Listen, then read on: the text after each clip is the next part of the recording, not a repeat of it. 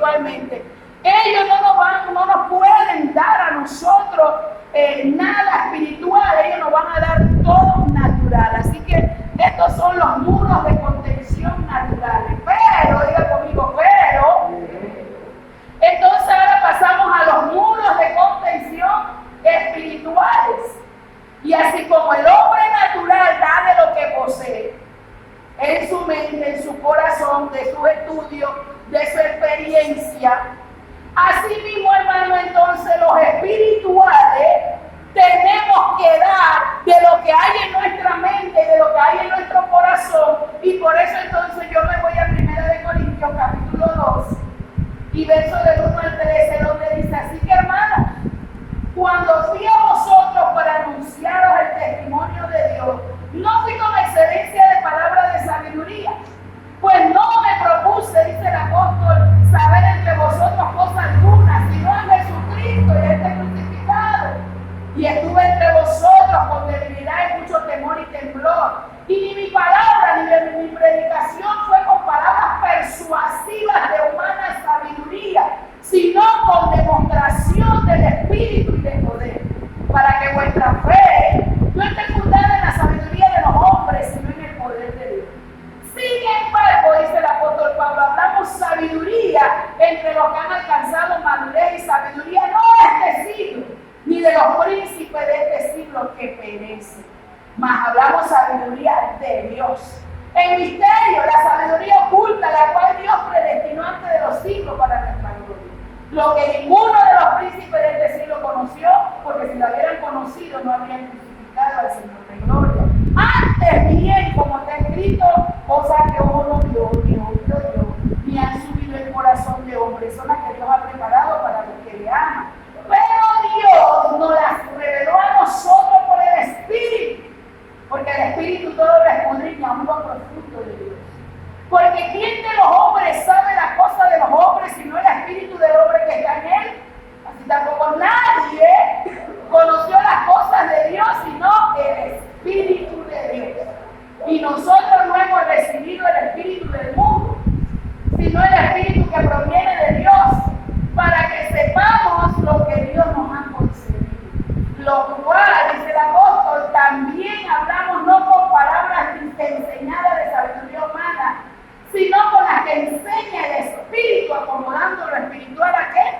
A lo espiritual. Qué tremendo, hermano. Eso nos dice a nosotros que así como el gobierno en todos los ministerios, Mohamed está dando de la sabiduría que ellos tienen, del conocimiento que ellos tienen, de lo que hay en su corazón, hermano.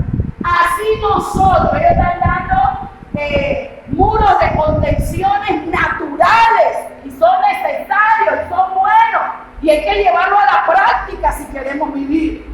Pero Teresa, nosotros, diga conmigo, nosotros, entonces los espirituales, los que conocemos a Dios, los que Dios nos ha dado sabiduría no humana, no de hombre, no de este mundo, sino de arriba por medio del Espíritu, no podemos callar nuestra boca y tenemos que hablar sabiduría que viene de los altos, y esos son los muros de contención natural, espirituales, que nosotros tenemos que dar hoy. En todos los tiempos, hermanos, de la iglesia ha habido situaciones adversas, persecuciones, plagas, hambre, escasez, mortandades. ¿Cuántos se acuerdan de las serpientes que salieron y mordían a la gente y la gente se moría? Y de allí, el Ministerio de Salud, si ellos leen la palabra, ellos se darían cuenta que ese lobo que ellos tienen, la culebra en el asta, se dieran cuenta que eso salió de la palabra, porque cuando estas serpientes venenosas por el pecado del pueblo venían y los comían y mataban, hermano, entonces Dios le dio a Moisés y le dijo: hazte un asta y una serpiente, agárrala, esa misma que los muerde, ponla, y cuando ellos la muerden la culebra, la serpiente miren al asta y la culebra que está allí viven. Y por eso que ese es el símbolo del Ministerio de Salud. Hermano, ¿y qué cosa más tremenda? Porque en Dios lo mismo Quintero que te mata te hace vivir a su nombre. Lo mismo que te lo estaba matando los hacía vivir. Bendito el nombre de Jesús. Hay por ahí una creencia que cuando un alacrán, un escorpión de eso te mata, dice que lo agarran y se lo ponen ahí mismo en la herida y eso te sana también. Y hay tantas cosas, hermano. Entonces, en la vida de la iglesia desde el siglo pasado, hermano, ha habido invasiones, ha habido plaga, ha habido persecución. Pero la iglesia, ¿quién es la iglesia?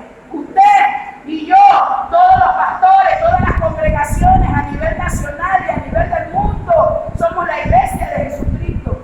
Siempre ha dado la cara. Yo no encuentro ningún texto en la palabra que me diga a mí que cuando vino una plaga, que cuando vino una hambre, que cuando vino una mortandad de Teresa, la iglesia salió huyendo y se metió en cuevas. No, hermano. Y cuando lo hicieron, Dios lo sacó de ahí. Elías fue y se metió en una cueva y Dios le dijo, ¿qué haces allí? Y es la palabra que Dios le da hoy a la iglesia. ¿Qué hacen escondidos? ¿Qué hacen diciendo que no hay culto? ¿Qué hacen diciendo que no hay que hacer las cosas que Dios nos mandó a hacer, hermano? Cuando Gedeón y su gente venían los amalecitas y los Raúl, estamos acá hay silla, estamos acá.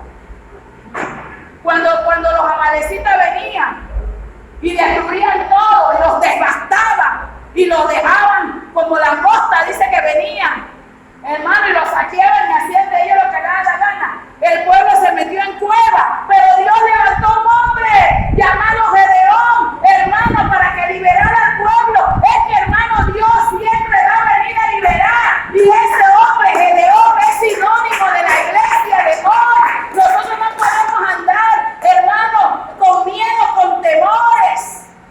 Nosotros tenemos que confiar en Dios.